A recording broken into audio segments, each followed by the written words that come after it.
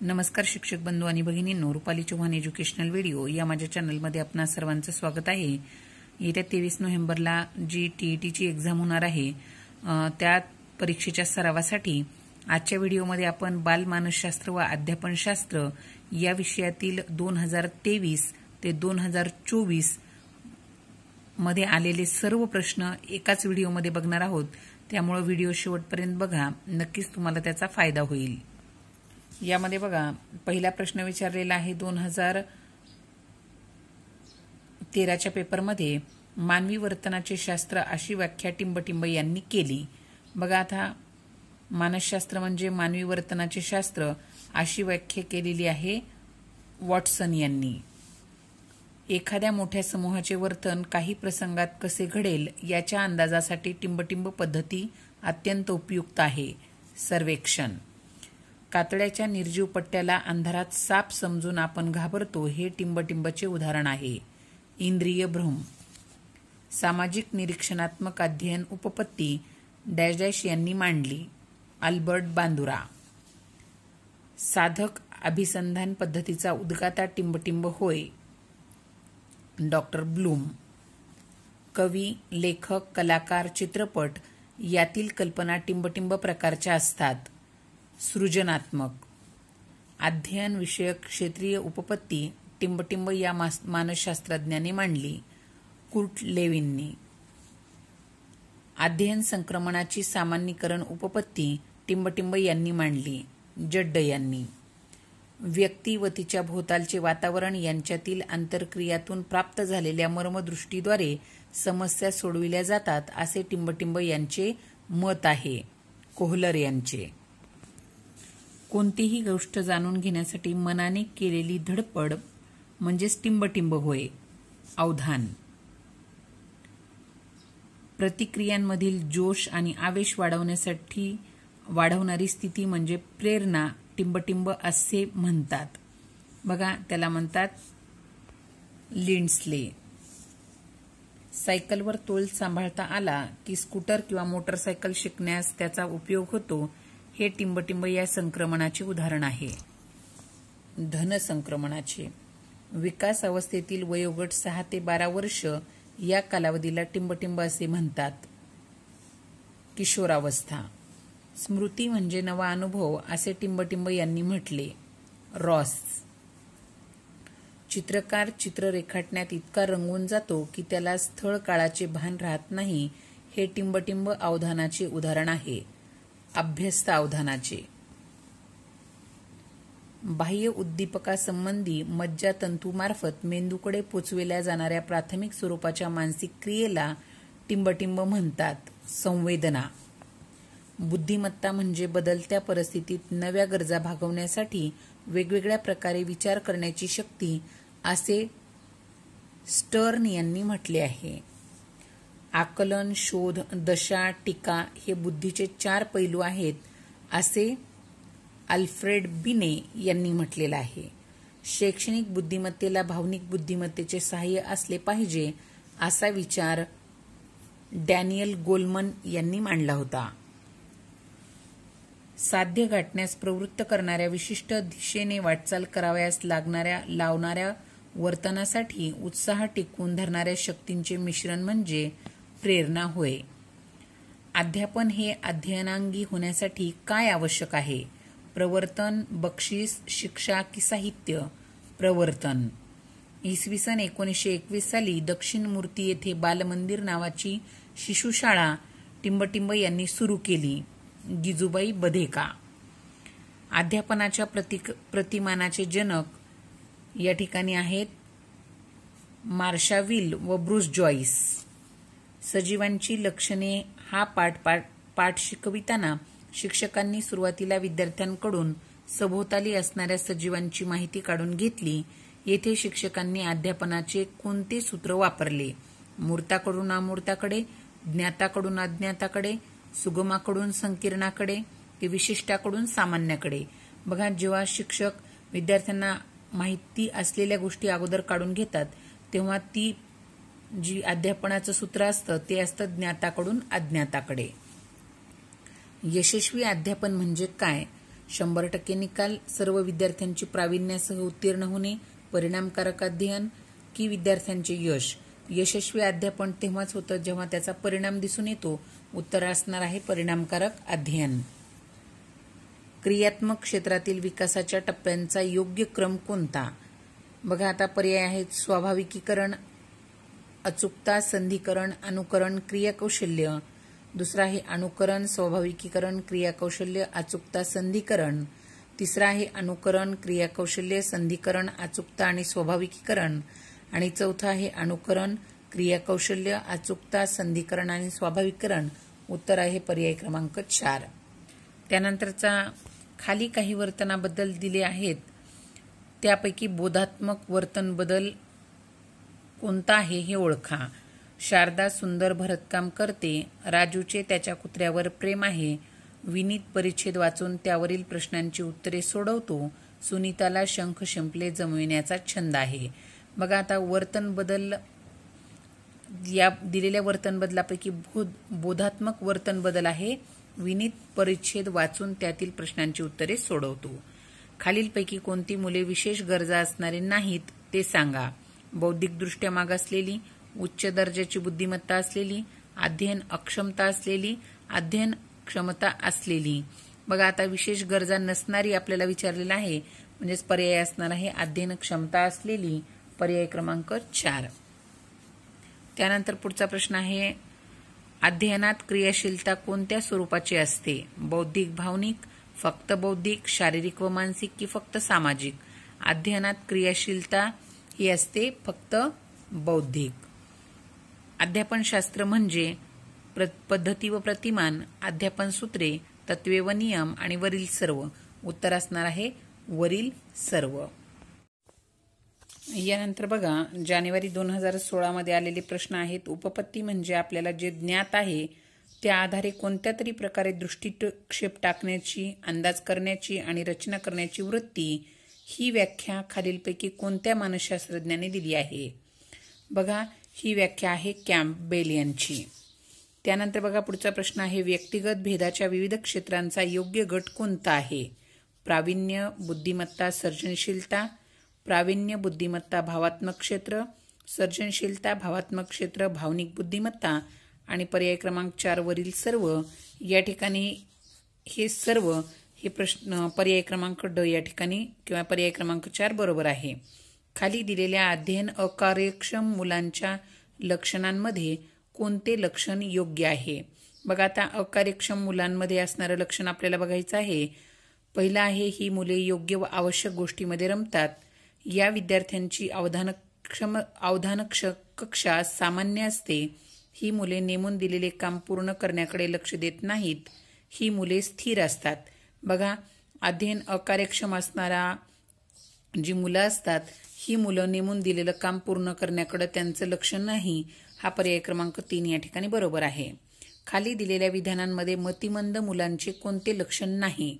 एकाग्रतेचा अभाव असणे, समायोजनक्षम असणे, कोणत्याही गोष्टीची पुनरावृत्ती करावी लागणे आणि संप्रेषण कौशल्याचा अभाव असणे.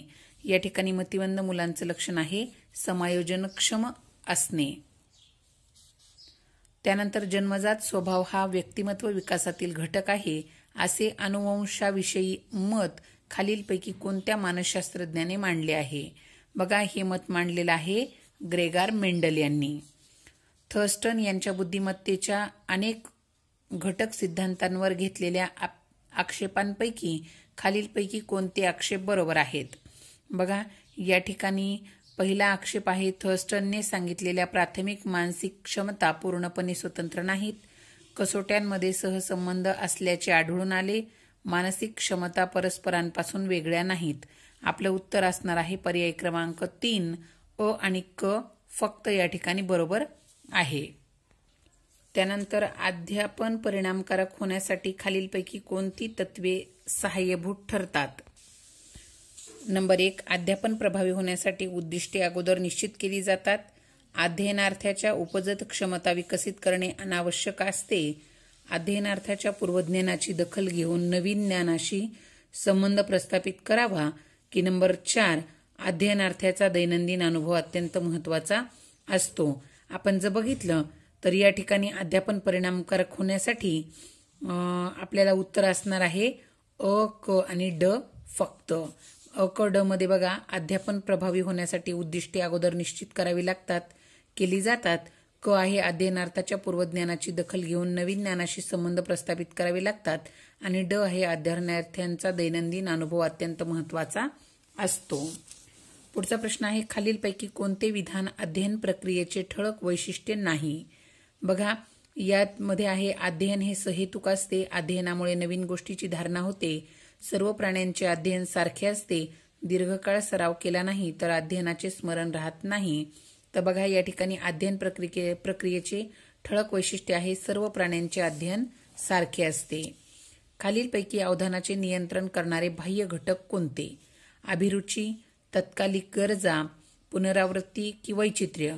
बघा या ठिकाणी उत्तर असणार आहे क आणि ड फक्त म्हणजे पर्याय क्रमांक 4. पुनरावृत्ती आणि वैचित्र्य हे अवधानाचे नियंत्रण करणारे बाह्य घटक आहेत. त्यानंतर पुढचा प्रश्न बघा ज्ञानेंद्रियामार्फत ग्रहण केलेला अनुभव जपून ठेवणे म्हणजे धारणा, याबाबत खालीलपैकी कोणते विधान अयोग्य आहे. बघा पहिलं विधान आहे धारणेचा पुरावा आपणास व्यक्तीच्या वर्तनावरून किंवा शाब्दिक अभिव्यक्तीवरून मिळतो. व्यक्तिपरत्वे धारणा भिन्न असते. एका व्यक्तीची धारणाशक्ती सर्व गोष्टीच्या बाबतीत सारखी असते. धारणा चांगली होण्यासाठी पठनानंतर विश्रांतीची गरज असते. बघा या ठिकाणी आपलं उत्तर असणार आहे पर्याय क्रमांक 3. त्यानंतर समष्टीवादी संप्रदायाने अवबोध या मानसिक प्रक्रियेचा विशेष अभ्यास करून मांडलेल्या मतांपैकी कोणते मत असत्य आहे. नंबर 1 संवेदनेमार्फत आपल्याला जे आकलन होते ते अंशतः असते. त्यानंतर पुढचा पर्याय आहे समस्येचे एकदा निरीक्षण केले की मर्म समजते. पर्याय क्रमांक 3 त्यातून समस्या सोडवण्याची युक्ती सापडते. 4 शेवटी समस्येच्या मर्मावरच आपली दृष्टी केंद्रित होते. या ठिकाणी याचं उत्तर आहे पर्याय क्रमांक 1. पुढचा प्रश्न आहे आपण पाहिलेला एखादा क्रिकेटचा सामना मनपटलावर जशाचा तसा साकार होतो तेव्हा मानसशास्त्राच्या भाषेत याला पुढीलपैकी कोणती संकल्पना म्हणतात. बघा जेव्हा आपण पाहिलेला एखादा क्रिकेटचा सामना मनपटलावर जशाला तसा साकार होतो त्याला म्हणतात पुनरुत्पादित कल्पना. आकृत्यांमधील चित्रमय कोडी सोडवता येणे, पाहिलेल्या रचना, आकार याचे मनात चित्र तयार करणे, एखादी वस्तू समोर नसतानाही तिच्या झालेल्या अवबोधावर क्रिया करता येणं, तिच्यात बदल करून नवीन काय होईल ते डोळ्यासमोर आणता येणं, ही सर्व खालीलपैकी कोणत्या बुद्धिमत्तेची लक्षणं आहेत. बघा ही सर्व आहेत तर्कनिष्ठ गणितीय बुद्धिमत्तेची लक्षणं. त्यानंतर पुढचा प्रश्न आहे अध्यापन करताना विद्यार्थ्याचे पूर्वज्ञान जागृत करून नवीन ज्ञानाविषयी जिज्ञासा निर्माण केल्यास त्यांचे अध्ययन सुकर होईल असे थॉर्नडाईकने मांडलेल्या अध्ययनाच्या पुढीलपैकी कोणत्या नियमानुसार साध्य होते. हा आहे थॉर्नडाईकचा सज्जतेचा नियम. अध्ययन उपपत्तीच्या सहचार्यवादी उपपत्ती या वर्गात खालीलपैकी कोणत्या उपपत्तीचा समावेश होतो. बघा यामध्ये समावेश होणारी उपपत्ती आहे पर्याय दिलेले आहेत थॉर्नडाईकची सहसंबंध उत्पत्ती, पॅवलॉवची अभिजात अभिसंधान उपपत्ती, ब्रुनरची ज्ञानात्मक उपपत्ती आणि स्किनरची साधक अभिसंधान उपपत्ती. तर याचं उत्तर आहे बघा पर्याय क्रमांक 3 अ, ब आणि ड. या ठिकाणी थॉर्नडाईकची सहसंबंध उपपत्ती, ब असणार आहे पॅवलॉवची अभिजात अभिसंधान उपपत्ती आणि स्किनरची साधक अभिसंधान उपपत्ती. त्यानंतर आहे खाली दिलेल्या प्रेरणा व त्यातील घटक यांच्या योग्य जोड्यांचा क्रम कोणता. आता बघा जर आपण बघितलं शारीरिक प्रेरणा भूक, व्यक्तिगत प्रेरणा अभिरुची, त्यानंतर आहे सहवास विषयक प्रेरणा ते असणार आहे समाजमान्यता आणि प्रतिष्ठाविषयक प्रेरणा हे असणार आहे स्थैर्य. मग आता आपण बघूया अचं उत्तर 3 क्रमांकावर असणारा पर्याय आहे पर्याय क्रमांक 1. त्यानंतर पुढचा प्रश्न खालीलपैकी कोणकोणत्या घटकांचे अध्ययनातून संक्रमण होते. विशिष्ट दृष्टिकोन व बंधुभाव, निष्ठा व मूल्य, पद्धती कौशल्य, ज्ञान व तंत्र. आपण जर बघितलं तर या ठिकाणी अध्ययनातून संक्रमण या 4ही घटकांचे होते. म्हणजेच आपलं उत्तर असणार आहे पर्याय क्रमांक ड अ, ब, क, ड सर्व. उजव्या हाताला दिलेल्या सरावामुळे तयार झालेले कौशल्य डाव्या हाताला किती प्रमाणात प्राप्त होते हे पाहण्यासाठी आरसा व चांदणी या उपकरणांचा उपयोग करून कोणी प्रयोग केला? बघा, हा प्रयोग केलेला आहे डॉक्टर गोपाल स्वामी यांनी. ज्ञान प्रक्रियाकरण प्रतिमाने व त्यांचे प्रणेता यांच्या योग्य जोड्यांचा क्रम कोणता? बघा, आता आपल्याला योग्य क्रम लावायचा आहे. ज्ञान प्रक्रियाकरण प्रतिमान आणि त्यांच्या प्रणेत्यांचा. तर बघा, उद्गमन विचार मांडलेला आहे हिल्डा टाबा. त्यानंतर पृष्ठा प्रशिक्षण मांडलेलं आहे रिचर्ड सचमन. त्यानंतर बघा, जीवशास्त्रीय पृष्ठा हे मांडलेला, याचे प्रणेते आहेत जोसेफ शॉब. आणि संबोध साध्यता याचे प्रणेते आहेत जेरोम ब्रुनर. मग बघूया, याचा आहे पर्याय क्रमांक अचं 3 नंबर. या ठिकाणी बघा, अचं 3 नंबर असणारा पर्याय असणार आहे आपला पर्याय क्रमांक 2. खालीलपैकी कोणती निरीक्षण पद्धतीची वैशिष्ट्ये आहेत? निरीक्षण नैसर्गिक व कृत्रिम परिस्थितीत करता येते. निरीक्षणाच्या नोंदी अनेक प्रकारे करता येते. निरीक्षणासाठी सुधारित साधनांचा वापर करणे शक्य असते. या पद्धतीने मानव व प्राणी यांचा सामाजिक अभ्यास करता येतो. बघा, यामध्ये अ, ब, क, ड सर्व हे उत्तर असणार आहे. अध्यापनाविषयी वेगळा विचार करणाऱ्या विचारवंतांची खाली विधाने दिली आहेत. त्यापैकी अयोग्य विधान कोणते? बघा, पहिलं विधान आहे शिक्षक अध्ययनार्थी यांच्यातील आंतरक्रिया महत्वाची होय. वर्गाध्यापन चालू असताना शिक्षकांचा परिणाम अध्ययनार्थ्यांवर होतो. अध्ययनार्थ्यांचा परिणाम शिक्षकांवर होत नाही. वर्गाध्यापनामध्ये वातावरण निर्मिती महत्वाची असते. बघा, या ठिकाणी अयोग्य विधान आहे पर्याय क्रमांक 3. खाली किशोरावस्थेतील मुलांच्या व भावनिक कौशल्याविषयी दिलेल्या विधानांपैकी कोणती विधाने सत्य आहेत? बघा, आता विधान आहेत, या अवस्थेतील मुलांचे नवीन मित्र मिळवण्याकडे विशेष लक्ष असते. बरोबर. त्यानंतरचं विधान आहे सभोवतालच्या मूर्त वस्तूबद्दल संकल्पना जागृत झालेल्या असतात. बरोबर. या मुलांची अवधान कक्षा अविस्तारित असते. नाही. नीती अनितीच्या कल्पना ठाम झालेल्या असतात. नाही. म्हणजे आपलं या ठिकाणी उत्तर असणार आहे अ, ब फक्त पर्याय क्रमांक 1. त्यानंतर पुढचा प्रश्न, खाली दिलेल्या विकासाबद्दल विधानांमध्ये कोणते विधान योग्य आहे? विकास भौतिक परिमाणात मोजला जातो. विकासाचा वेग सर्व व्यक्तीच्या बाबत सारखा असतो. विकास सुसंगत असेल असे नाही. आणि व्यक्ती आणि वातावरण यात आंतरक्रिया होऊन विकास घडून येतो. उत्तर असणार आहे पर्याय क्रमांक 4. नेतृत्वाचे प्रशिक्षण देण्यासाठी खालीलपैकी कोणत्या उपक्रमाचे आयोजन शाळेने करावे? बघा, आता या ठिकाणी विद्यार्थ्यांच्या नेतृत्वाचं प्रशिक्षण द्यायचं आहे. त्यासाठी शाळेमध्ये कोणते उपक्रम राबवावे हा या ठिकाणी प्रश्न आहे. पहिला पर्याय आहे शिबिरे भरवून व्याख्यानाचे आयोजन करावे, चर्चा ठेवावी. बरोबर. नेतृत्व प्रशिक्षण शिबिरात सामाजिकता शिकवावी. बरोबर. त्यानंतर अध्ययनार्थ्यांचा कार्यक्रमाचे संचलन करण्याची संधी द्यावी आणि त्यांच्या ताब्यात विद्यार्थी भांडार द्यावे. बरोबर. या ठिकाणी हे तिन्ही पर्याय बरोबर आहेत. पर्याय क्रमांक असणार आहे अ, ब, क सर्व. त्यानंतर बघा, पुढचा प्रश्न आहे एखादी व्यक्ती महत्वाकांक्षी होण्यामागे स्त्रवणारा हा स्त्राव खालीलपैकी कोणत्या ग्रंथीतून स्त्रवतो?